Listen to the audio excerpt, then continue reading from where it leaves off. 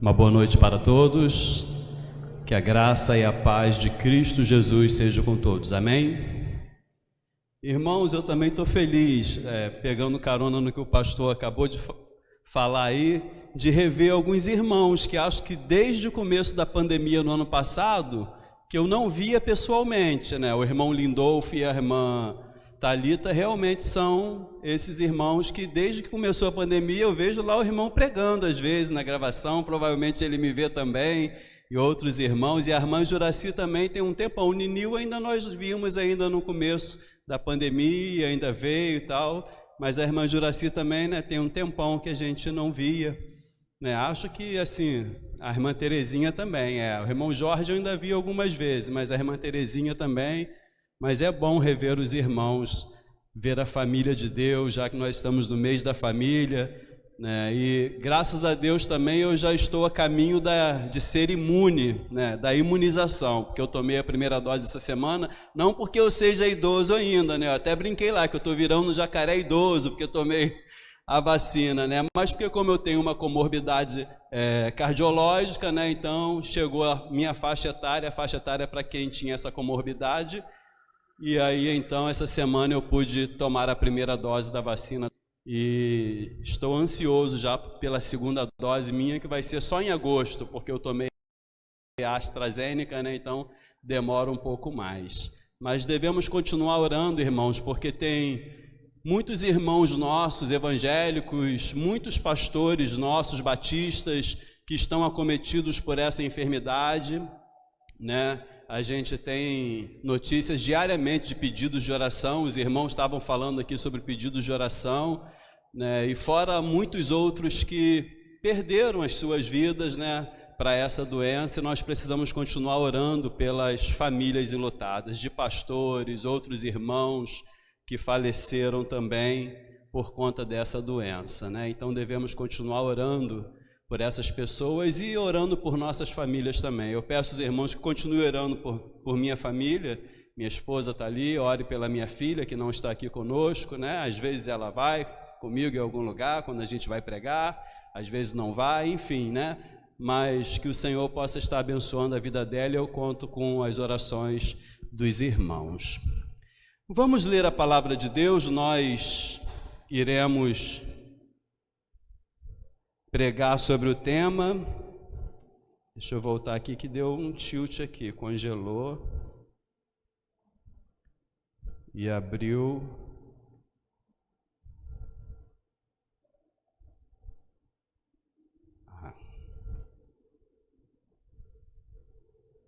A família nos planos de Deus.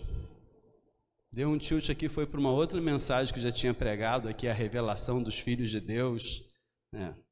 Mas hoje Deus quer falar conosco mais uma vez através deste tema, a família nos planos de Deus. Como já foi mencionado aqui, quando a irmã Tatiana estava dirigindo o culto, nós tivemos a oportunidade de recitar esse tema, e a divisa também. A divisa se encontra no versículo 22 do capítulo 5 de Efésios, mas nós iremos ler do versículo 21 ao 33 e depois o capítulo 6, do 1 ao 4, que a irmã Tatiana até mencionou aqui. Nós vamos ler o texto todo, tá? Você pode acompanhar na sua Bíblia, porque hoje eu não trouxe uma projeção ali.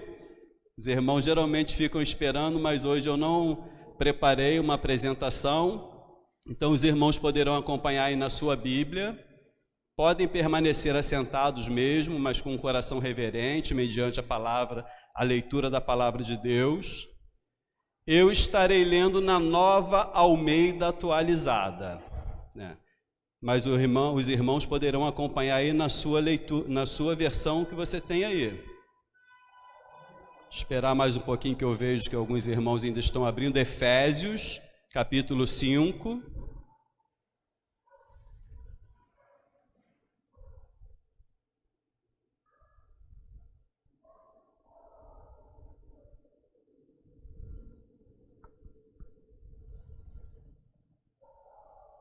Efésios capítulo 5, a partir do versículo 21, nós iremos ler até o 33, que é o último versículo do capítulo 5, e logo em seguida nós estaremos lendo o capítulo 6, versículos 1 a 4.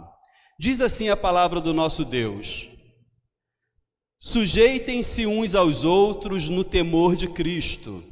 Esposas, que cada uma de vocês se sujeite a seu próprio marido como ao Senhor, porque o marido é o cabeça da esposa, como também Cristo é o cabeça da igreja, sendo ele próprio o Salvador do corpo.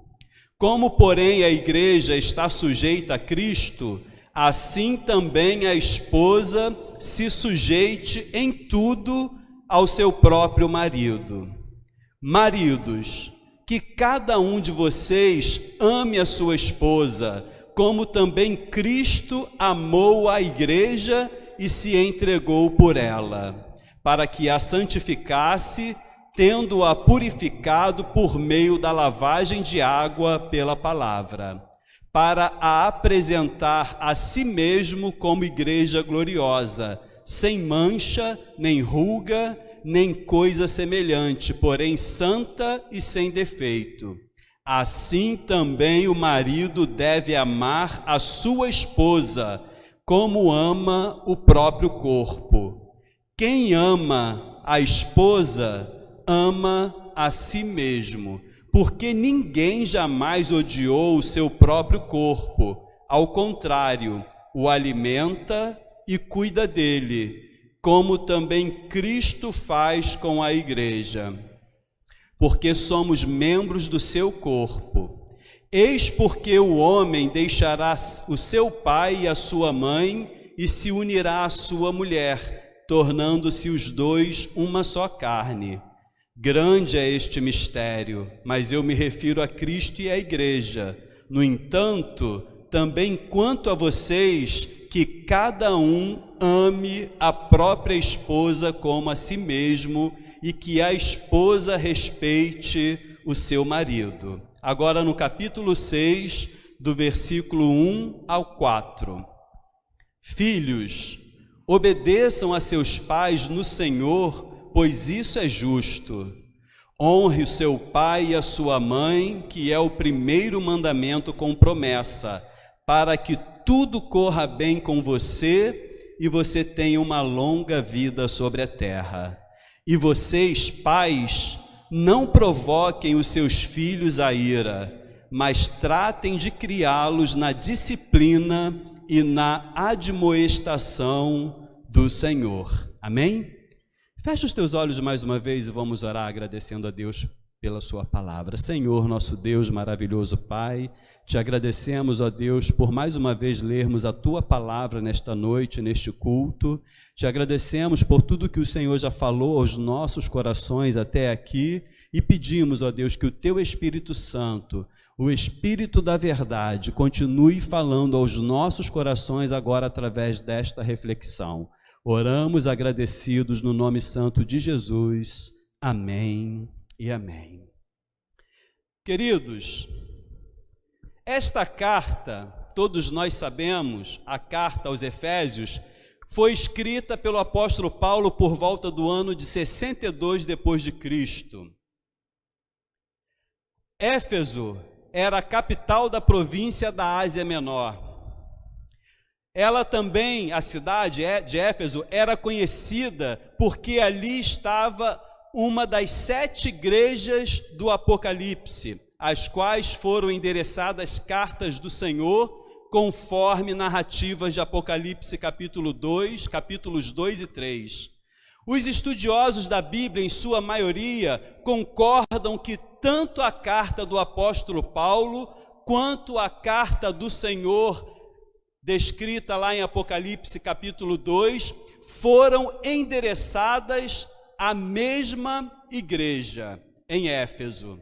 Embora hoje eu não vá entrar em detalhes geográfico, político, social, religioso, considero importante fazer apenas 2 destaques dentro desse contexto que eu acabei de citar, social, político, religioso, econômico. O primeiro destaque: Éfeso, além de capital da Ásia Menor, era uma importante cidade portuária, o que fazia dela uma cidade bem desenvolvida economicamente e muito movimentada. Muitas pessoas de várias nacionalidades passavam ali, mesmo nessa época lá no primeiro século. Segundo destaque, ali em Éfeso existia o templo da grande deusa da fertilidade Diana. Diana era o nome romano dado para a deusa grega Ártemis. E nós encontramos uma referência em Atos capítulo 19, versículo 27, que fala sobre essa deusa chamada Diana. O culto a esta deusa e toda a religiosidade que envolvia o templo era muito forte sobre os efésios, que consideravam-se os guardiões do templo de Diana. Esse templo foi considerado como uma das 7 maravilhas do mundo antigo. Em torno dessa religiosidade, desenvolveram-se muitas atividades, inclusive econômicas, tanto que nas dependências deste templo citado, era um templo imenso, em suas dependências funcionava uma espécie de banco romano, para depósitos e saques, compra e vendas, inclusive de escravos. Aquela cidade, sendo portuária e a guardiã do templo da deusa da fertilidade, também desenvolveu algo que era muito comum e praticado, inclusive no culto àquela deusa: a prostituição. É nesse contexto que estava a igreja do Senhor Jesus ali em Éfeso. É neste contexto que viviam as famílias cristãs naquela cidade.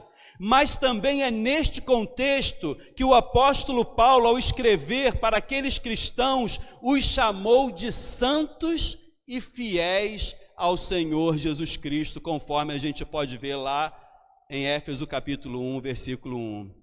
Paulo ainda chamou aqueles cristãos de pessoas seladas pelo Espírito para o dia da redenção. O apóstolo Paulo estava escrevendo uma carta para pessoas que ele considerava que eram santas, fiéis e que tinham certeza de que estavam seladas pelo Espírito Santo e que quando Jesus voltasse, por causa deste selo, elas seriam levadas com o Senhor, assim como todos nós até hoje ainda aguardamos. Paulo ainda lhes deu o mandamento para serem cheios do Espírito Santo. No versículo 18 do mesmo capítulo 5, o apóstolo Paulo fala: enchei-vos do Espírito Santo. Ou seja, Paulo ordenou, deu este mandamento para que eles pudessem buscar comunhão com o Espírito e deixá-lo controlar suas vidas, pois o Espírito Santo é o Espírito da verdade e nos guia a toda a verdade. E ao conhecimento da vontade de Deus, que nós sabemos conforme Romanos capítulo 12, versículo 2, é boa, perfeita e agradável. Assim sendo, queridos irmãos e amigos, aqueles cristãos de Éfeso sabiam que homem e mulher foram igualmente criados à imagem e semelhança de Deus, conforme nós podemos ler em Gênesis capítulo 1, versículos do 26 ao 28. Eles sabiam também que homem e mulher são igualmente herdeiros da vida eterna em Cristo Jesus, conforme nós podemos ler em Gálatas capítulo 3, do versículo 26 ao 28. E que Deus não faz acepção de pessoas, conforme nós podemos ler em Atos 10, 34 e Romanos 2, 11. Muito menos Deus faz acepção por pessoas por causa do seu gênero, por ser homem ou por ser mulher.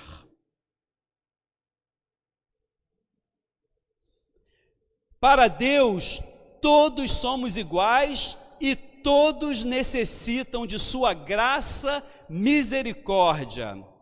Todos necessitam ser salvos, pois o seu desejo, o desejo de Deus, é que todas as pessoas sejam salvas, conforme nós lemos em Tito 2:11 e 1 Timóteo 2, 3 e 4.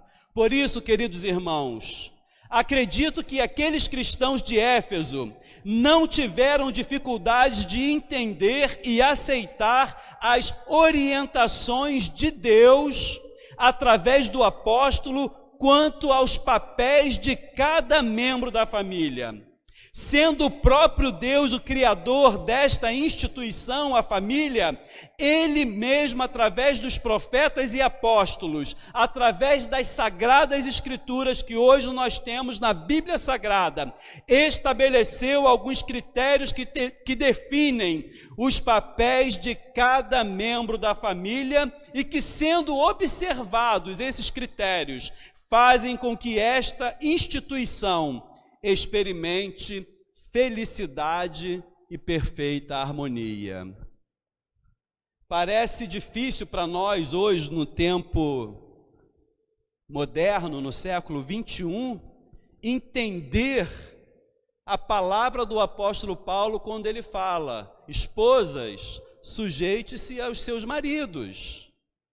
Mas aqueles cristãos daquele tempo, eles não tiveram dificuldade de entender por todas essas questões que eu mencionei aqui nesse momento introdutório, porque além deles serem santos, fiéis a Jesus, além deles serem cheios do Espírito Santo, eles conheciam a palavra de Deus e eles estavam sendo orientados por Deus e eles sabiam que a orientação de Deus, naquele caso através do apóstolo, era o melhor para a vida deles.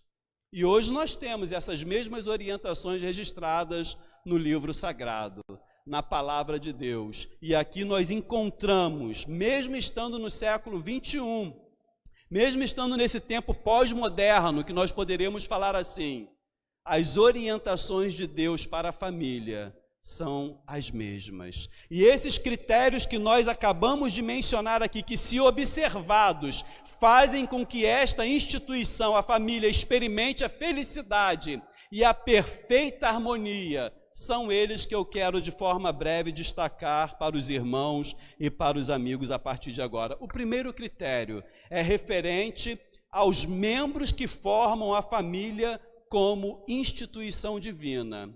O primeiro critério que eu quero destacar para que uma família ela seja feliz, viva a felicidade e experimente a perfeita harmonia, é de que cada pessoa, cada membro dessa família, ela possa entender quais foram os membros constituídos por Deus dentro de uma família, divinamente instituída.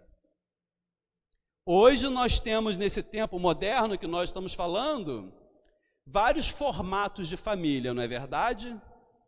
O mundo, principalmente, tenta nos fazer engolir alguns formatos. É bem verdade que outros, às vezes até nas nossas famílias mesmo já aconteceu por causa de alguma necessidade. Por exemplo, os avós criaram os netos porque aconteceu alguma coisa com o filho ou com a filha, ou morreu, ou não teve condições de cuidar, e aí os avós cuidaram.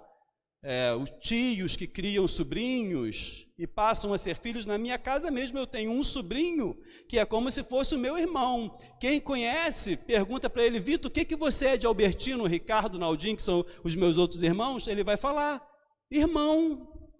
E se me perguntarem também, é irmão, porque ele foi criado desde que nasceu pelos meus pais, dentro da minha casa. Então ele é nosso irmão, foi uma necessidade.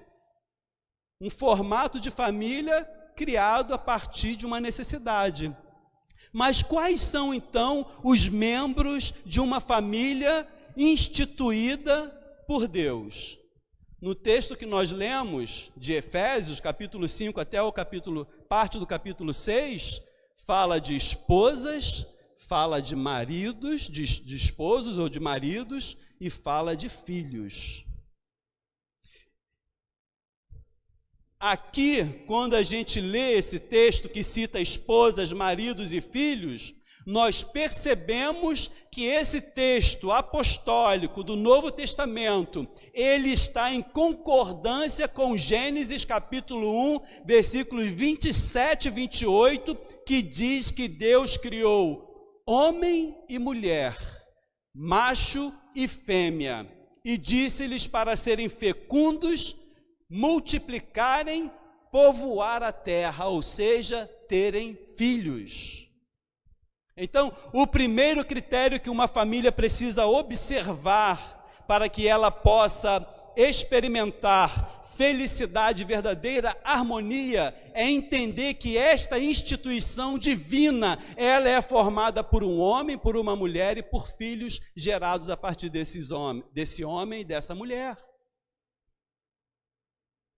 Como eu falei, e aí não cabe a nós, enquanto cidadãos, enquanto pessoas que vivem numa sociedade, julgar, mas existem novos formatos de família que são completamente contrárias ao que a Bíblia ensina. É até interessante, irmãos, porque outro dia mesmo, eu e Eliette estávamos vendo um programa de televisão, e aí tinha uma família constituída por dois homens que são pais de duas meninas, né? E duas meninas que são filhas deles mesmo, porque eles fecundaram lá o óvulo de uma doadora, então são pais biológicos, sendo dois homens. Dá para entender isso? Entra na cabeça, né? É meio difícil, mas por mais que eles possam viver de maneira que para a sociedade estão bem, dentro dos parâmetros bíblicos, isso não é o certo. Em algum momento ali haverá uma deficiência naquela criação, por mais que eles possam proporcionar para aquelas duas meninas tudo de bom e de melhor, a ausência da mãe, mulher, vai causar um grande problema para aquelas crianças. Da mesma forma, se fosse um menino também. E aí, os socialistas, os assistentes sociais, pessoal da sociologia, eles falam assim, mas então, o que a gente vai fazer com essas crianças que são abandonadas? Vocês preferem que elas vivam na rua abandonadas? Não, não é isso. Não seria mais viável que um casal assim pudesse adotar? Isso não diz respeito a mim, diz respeito às leis deste mundo. E aí é que a igreja também precisa entender o seu papel. Nós estamos aqui para pregar a verdade, mas nós não pertencemos a este mundo. Porque tem uma bancada evangélica que está impedindo que muitas coisas aconteçam nesse país. Irmãos, essas coisas têm que acontecer. Essas coisas acontecerão, com bancada evangélica ou não. Sabe por quê? São leis que regem este mundo. Não são leis que regem a igreja e o reino de Deus. Nós vamos olhar essas coisas e vamos ter que aceitar, sim, até porque já viu que estão criminalizando qualquer coisa que você fala. Qualquer vídeo que vai para a internet, eles pegam para analisar, eles buscam, irmãos. Tem do lado religioso e tem desse lado, do lado civil, do lado da homofobia, essa coisa toda, eles vão lá e pregam qualquer palavrinha assim e ficam procurando para tentar processar as pessoas. Nós podemos não concordar, mas devemos respeitar. A grande questão é que os parâmetros bíblicos são esses que nós acabamos de mencionar. Os critérios que a Bíblia ensina fala de homem, mulher e filhos gerados a partir de um homem e de uma mulher. O segundo critério que nós queremos destacar, e vou tentar ser um pouco rápido, né, irmãos? Fala a respeito do papel das esposas. O texto de Efésios, capítulo 5, do versículo 22 ao 24, como lemos há pouco, em concordância com Colossenses 3,18 e 1 Pedro 3,1, diz que cada esposa deve se sujeitar ao seu próprio marido. Mas antes de falarmos sobre este ponto, é importante lembrarmos que no versículo 21 do capítulo 5 de Efésios, que foi o primeiro versículo que eu li aqui, aconselha que todos sujeitem-se uns aos outros no temor de Cristo. Todos sujeitem-se uns aos outros no temor de Cristo, justamente para mostrar que no reino de Deus Todos somos iguais, não há maior ou menor, não importa quem eu seja fora da igreja, se uma pessoa poderosa, política e economicamente falando, ou uma pessoa sem qualquer recurso, aqui dentro da igreja, no reino de Deus, somos iguais, porque Deus, como já falamos, não faz acepção de pessoas. E nos sujeitamos uns aos outros, como o próprio versículo 21 fala, no temor de Cristo, debaixo das orientações do próprio Cristo, do próprio Deus. A orientação para a esposa, então, se sujeitar ao seu marido, é dada dentro desse contexto, dentro do contexto de um lar cristão, onde se vive debaixo do temor do Senhor, tanto que essa orientação diz para ela se sujeitar a Ele como ao Senhor. Aliás, todas essas questões que são trabalhadas aqui em Efésios, os irmãos percebam que sempre é mencionada o Senhor. O próprio apóstolo Paulo, ele está comparando a relação homem-mulher com a relação de Cristo e a igreja. Então, a sujeição que a mulher é orientada a dar ao seu marido, é interessante também a gente destacar essa questão ali, porque por muita falta de interpretação, muitas pessoas ao redor do mundo, a sociedade secular e até eclesiástica, durante muito tempo da história, inclusive aqui no Brasil, tratou a mulher com um certo desprezo, o que não é o que a Bíblia fala. Uma sociedade machista que colocava a mulher num patamar menor do que o homem. A Bíblia está falando para a mulher sujeitar-se ao seu próprio marido. Não quer dizer que ela tem que se sujeitar a qualquer outro homem. Muito pelo contrário, as mulheres têm a mesma capacidade do que qualquer outro homem. Haja vista que nós encontramos grandes mulheres ao longo da história governando, descobrindo coisas, cientistas. Então, ali está falando para a mulher se sujeitar ao seu próprio marido, ser sujeita dentro desse ensinamento de sujeitar-se uns aos outros no temor do Senhor.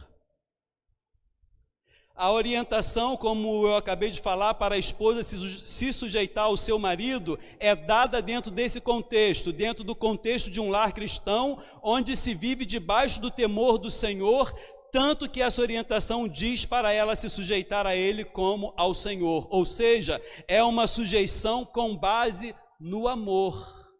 A igreja, ela se sujeita a Cristo com base no amor que recebeu dele e no amor que ela tem por ele. Ela se sujeita, ela obedece aos seus mandamentos. Haja vista que muitas igrejas se desviam do caminho, e aí eu estou generalizando mesmo, não estou nem falando de um cristão A ou B, mas muitas igrejas se desviam do caminho, não estão sujeitas à palavra de Deus, à orientação do Senhor.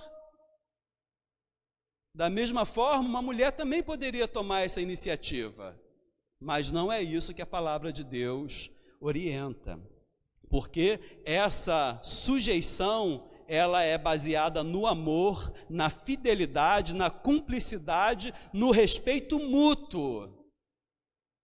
Respeito é uma via de mão dupla. Você respeita, você recebe respeito.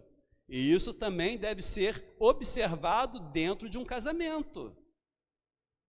Se uma pessoa, um ali do casal, ou ele ou ela, falta com respeito com a sua esposa ou com o seu esposo, como é que vai querer ser respeitado? Né? Então essa sujeição, ela vem, além de todas essas questões que eu acabei de falar, a partir também do respeito mútuo, onde há diálogo e não imposição. O marido não é, embora exerça, e a Bíblia aponta, porque quando fala que ele é o cabeça, está fazendo destaque de liderança dentro da família.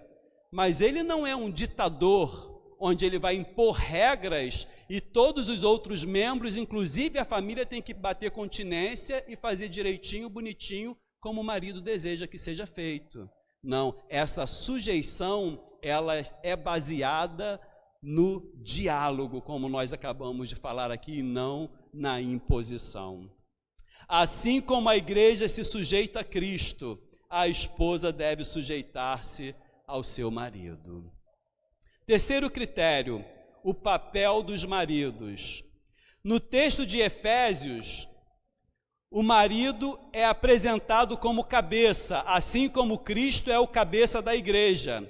E assim como Cristo amou a sua igreja e por ela se entregou, o marido deve amar a sua esposa e se entregar por ela. Em Colossenses 3,19, a orientação é para amar e não a tratar com amargura. Olha só. Amar e não a tratar com amargura. E em 1 Pedro 3,7 diz que o marido deve honrar a sua esposa. A esposa, ela deve ser tratada como uma rainha, deve ser honrada. Todos os atos do seu marido em prol da esposa e da família deve ser de honrar a sua esposa e a sua família. Nunca de desprezar, nunca de diminuir, nunca de se colocar na condição de ditador. Em Efésios, embora o texto coloque o marido numa condição de liderança, como cabeça da família, como eu citei há pouco, não o coloca numa condição de superioridade. Essa é a diferença que muitas pessoas não fazem. Acham que por a Bíblia citar, mencionar o homem como sendo o cabeça do lar, da família, sobre a esposa, o está colocando numa condição superior, quando não é esta a realidade. Uma condição de liderança não quer dizer que ele seja superior. E ali está fazendo alusão a Gênesis capítulo 1, versículo 24, que diz que o homem se une à sua mulher, tornando-se os dois uma só carne. O apóstolo Paulo ensina que o marido deve amar a sua esposa como a si mesmo, como seu próprio corpo, pois ninguém maltrata intencionalmente o seu corpo, mas o alimenta e cuida dele em todos os sentidos. Como que eu poderia tratar a minha esposa mal se ela comigo agora é uma só carne? É o mesmo que eu estivesse maltratando ao meu próprio corpo, porque é isso que o apóstolo Paulo, a comparação que o apóstolo Paulo mencionando Gênesis faz ali.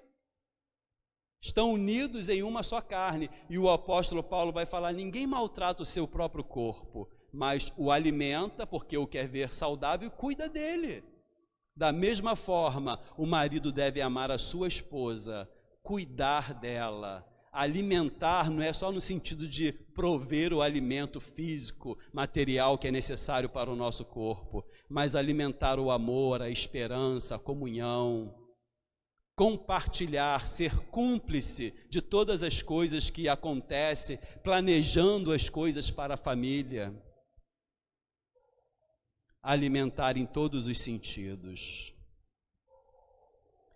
Quarto critério, o papel dos filhos. Quarto critério para que uma família seja feliz e viva em harmonia, em perfeita harmonia. Os filhos são orientados, em Efésios 6:1, a obedecerem aos seus pais no Senhor. A expressão no Senhor destaca mais uma vez o fato de que o apóstolo estava se reportando a filhos cristãos, que vivendo debaixo do temor e das orientações deixadas pelo Senhor Jesus, deveriam obedecer aos seus pais. Este versículo conclui dizendo que obedecer aos pais é justo, é correto. Afinal, os pais têm mais experiência de vida que os filhos e assim sabem discernir melhor o que é certo e errado. Por isso é justo e correto os filhos ouvirem atentamente aos seus pais e lhes obedecerem. alguns às vezes fazem alguns tipos de levantamentos, tanto para a paz quanto para o relacionamento conjugal, mas em 1 Pedro, texto que eu estou mencionando ali, ele trata em 5 ou 6 versículos, se eu não me engano, falando só para as esposas, porque lá ele vai trabalhar quando a esposa ela é casada com infiel, alguém que não é crente, vamos colocar assim, infiel, porque pode levar para o lado conjugal, né? Com um não crente. E ela, em obedecer o seu marido, testemunhando do amor, né, ela pode levar o seu marido a Cristo Jesus. E no caso dos filhos que têm que obedecer os pais que não são cristãos? E aí vale fazer um julgamento a partir da palavra de Deus. É óbvio, eu sou um filho obediente, mas se o meu pai está me ordenando a fazer alguma coisa que eu sei que biblicamente desagrada a Deus, aí eu não vou fazer aquilo. Mas a Bíblia ensina que os filhos devem obedecer os seus pais. Irmãos, mesmo adulto hoje, os irmãos sabem que eu não tenho mais os meus pais, mas eu sempre fui atento a ouvir os conselhos dos meus pais. Quando jovem, não era cristão ainda, fui um tanto quanto rebelde, talvez às escondidas, porque na frente deles não, nunca fui de desobedecer, de responder, mas sofri consequências por essa minha rebeldia às escondidas. Mas depois que eu aprendi, que me converti, aprendi com a palavra de Deus que nós precisamos obedecer, eu passei a obedecer os meus pais, ouvir atentamente os seus conselhos. E mesmo assim, os irmãos sabem, eles levaram anos e anos para se converter ao Senhor. Mesmo assim, eu procurei honrá-los, porque é isso que o texto vai continuar falando, que nós precisamos honrar os nossos pais, porque é um mandamento com promessa.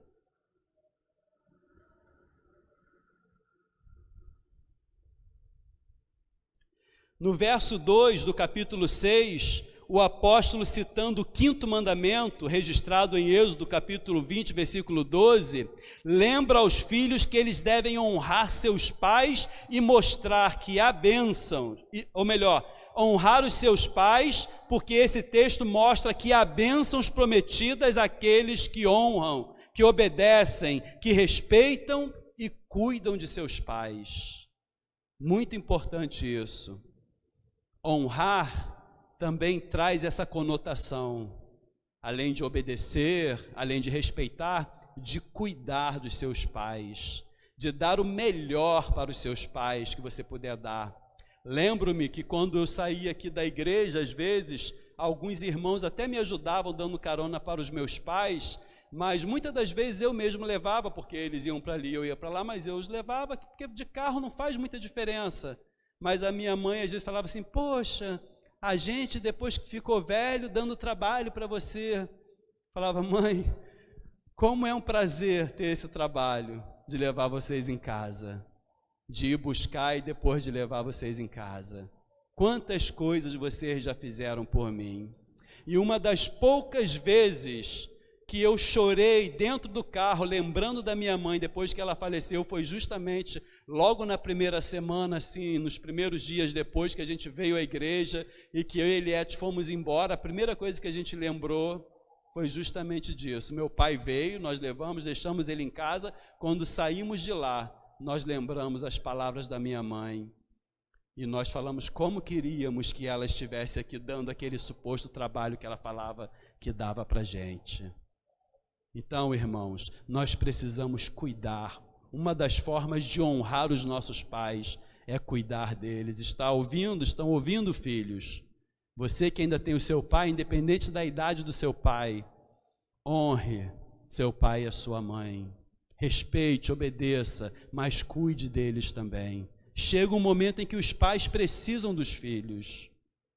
E aí você deverá cumprir com a sua parte, obedecendo a palavra de Deus.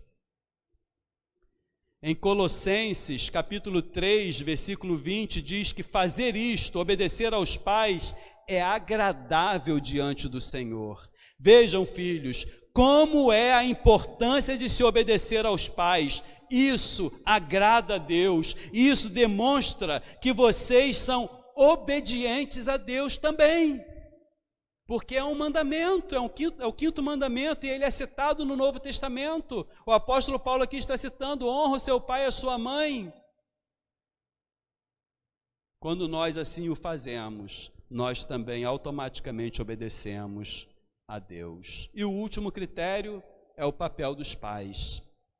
Aos pais cabem a responsabilidade de educar seus filhos. Todos nós sabemos disso.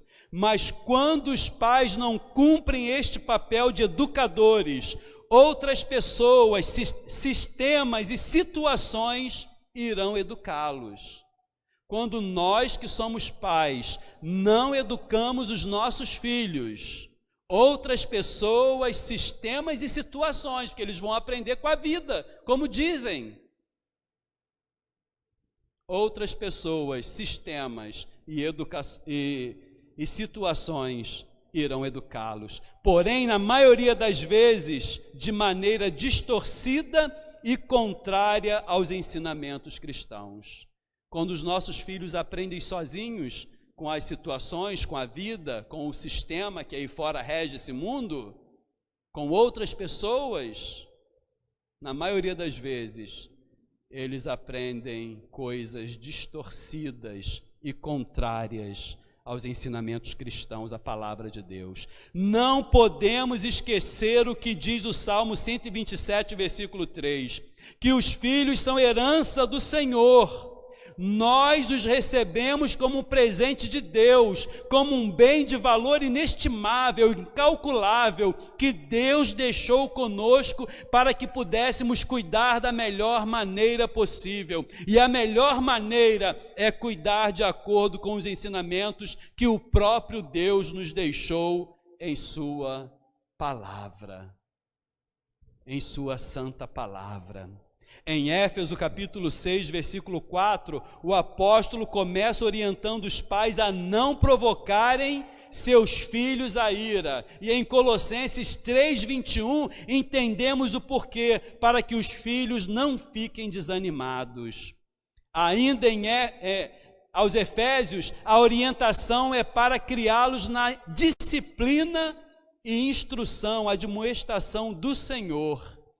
Devemos educar nossos filhos de acordo com a palavra de Deus, ensinando-lhes o caminho que deve andar, e certamente quando envelhecerem, não esquecerão dele. Nós ensinamos a andar, né? Não é tão bonito. Eu, por exemplo, vou citar aqui, permitam-me mais uma vez citar a minha família, porque eu posso falar da minha família, não posso falar da família dos irmãos. Mas quando a Ellen estava aprendendo a andar, é engraçado, é legal, é bonito, né? A gente fica assim naquela motivação, dá um espaço de meio metro para a criança dar um passinho, daqui a pouco a gente dá um espaço de 2 metros e a criança já está andando sozinha, a gente fica todo bobo porque a criança andou. Daqui a pouco ela já nem depende mais da gente, nem dos móveis para segurar, ela anda sozinha. Na vida espiritual, nós também devemos ensinar os nossos filhos a andarem. Nós apontamos, mostramos qual é o caminho, o que a palavra de Deus ensina, mas é verdade que eles vão ter já a sua razão, a sua forma de pensar e decidirão, andarão com suas próprias pernas, ou fazendo o que a palavra ensina ou não fazendo, mas uma coisa é certa, aqueles ensinamentos jamais vão sair do coração daqueles filhos. Quem tem algum filho aqui que não está na presença do Senhor sabe do que eu estou falando. E sabe até que aquele filho e aquela filha tem temor ao Senhor, mesmo estando afastado da comunhão, porque a palavra foi ensinada. E nós devemos continuar orando e trabalhando para que eles voltem para o Senhor. Devemos ensinar e educar os nossos filhos na admoestação, na doutrina, no caminho do Senhor. Finalizando, queridos, Deus foi quem instituiu, criou a família. Por isso, Ele mesmo traçou planos e definiu papéis para cada um dos seus membros. Quando a família está vivendo de acordo com os planos de Deus, ela vai bem, vive feliz em harmonia, pois está também em harmonia com o próprio Deus. Isso não isenta as famílias, mesmo cristãs e mesmo que vivem de acordo com os ensinamentos de Deus, de passarem por dificuldades, né? Nós sabemos disso, passamos por enfermidades, passamos por desemprego, todas as dificuldades que as pessoas nessa sociedade louca que nós vivemos no nosso tempo passam, muitas vezes nós passamos também, mas em momento algum nós somos desamparados pelo nosso Senhor. Ele sempre cuida de todas as questões para nós, e Ele sempre nos dá muito além do que nós imaginamos e podemos até pensar que iríamos alcançar. Que cada um de nós, esposas, maridos, filhos, busque viver o seu papel como membro da família em que pertence, de acordo com tudo que foi estabelecido por Deus e revelado por Ele a todos nós através das Sagradas Escrituras. Que Deus nos ajude a viver com nossas famílias aqui como num pedacinho do céu, com muito amor, respeito e harmonia, e que Ele nos ajude, dando-nos sabedoria e perseverança para conduzirmos nossas famílias à sua presença até nos encontrarmos com Ele nos céus, nas moradas celestiais. Amém? Que Deus abençoe as nossas famílias, irmãos. Que Deus nos ajude a vivermos em família de acordo com os seus planos que Ele estabeleceu e nos revelou em sua palavra, o modo, a maneira de viver para cada um dos membros da família. Que assim seja com a minha família, porque eu preciso também. Que assim seja com a sua família. Que assim seja com todas as nossas famílias. Que Deus nos abençoe e abençoe as nossas famílias, em nome de Jesus, livrando-nos de todo mal, livrando-nos desse século presente, livrando-nos desse Deus que domina esse mundo, porque tudo que o diabo tenta fazer é acabar com as famílias. Por quê? Porque a família é um projeto de Deus. A família foi criada por Deus lá no Jardim do Éden. O diabo tenta acabar com essa instituição criada pelo próprio Deus.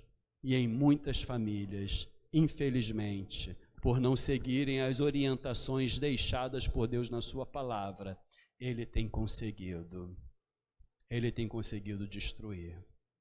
Mas que nós possamos continuar orando por nossas famílias e por tantas outras famílias, para que Deus possa restaurar até aquelas que estão divididas, aquelas que estão passando por questões difíceis. Amém? Vamos orar mais uma vez, agradecendo a Deus. Não sei se o pastor tem alguma palavra final para dar à igreja, algum irmão, a irmã que dirigiu, não, Tatiana? Vamos orar então e logo após nós estaremos encerrando o culto, tá bom?